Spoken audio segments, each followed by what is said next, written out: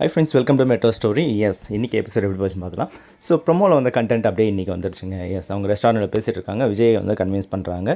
காவேரி அங்கே போனால் நம்ம வந்து ஹாப்பியாக இருப்போம், வீட்லேயும் நான் பேசிட்டேன் அப்படின்னு. என்ன சொல்கிற அப்படின்னு விஜய் கேட்குறாரு. நான் பேசிட்டேன், அவங்க சம்மந்தம் சொல்லிட்டாங்க, மாப்பிள்ளேட்டில் போய் வாழணும் தானே எல்லோரும் நினைப்பாங்க அப்படின்னு.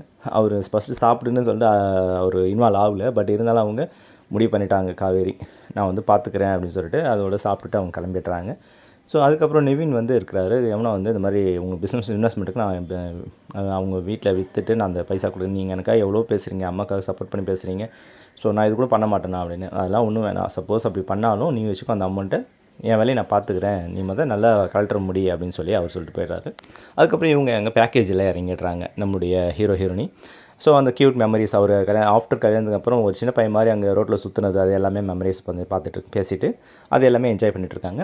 ஸோ பாட்டிமா வந்து சாமி கும்பிடலாம் வாங்கன்னு கூட்டிகிட்டு போகிறாங்க. கூட்டிகிட்டு போயிட்டு சாமி கும்பிட்டு பார்த்து போயிட்டு வாங்க அப்படின்னு சொல்லிட்டு பாட்டிமா ஹக் பண்ணி கொடுங்க. அப்புறம் இவர் மாப்பிள்ளை சாரதமா கான்வர்சேஷன், உங்களுடைய சாப்பாடெலாம் மிஸ் பண்ணுவோம், நீங்கள் வாக்கிங் போங்க அப்படின்னு. நீங்கள் நான் உங்கள் பையனாக பார்த்துட்டேன், நான் உங்களுக்கு எதுனா கஷ்டப்படுத்தி தான் மன்னிச்சிருங்க, இதுக்கு முன்னாடி ரொம்ப பேசிட்டேன் அப்படின்னா. அதெல்லாம் ஒன்றும் இல்லை, நீங்கள் கவலைப்படாதீங்க, ஒரு ஃபோன் போடுங்க, நான் வந்துடுறேன், நான் வந்து கூப்பிட்டு போகிறேன், எனக்கு எதனா வேணும்னாலும் நீங்கள் சமைச்சு எடுத்துகிட்டு வரேன் அப்படின்ற மாதிரியும் நம்ம சாரதாமா வந்து விஜய்கிட்ட சொல்கிறாங்க.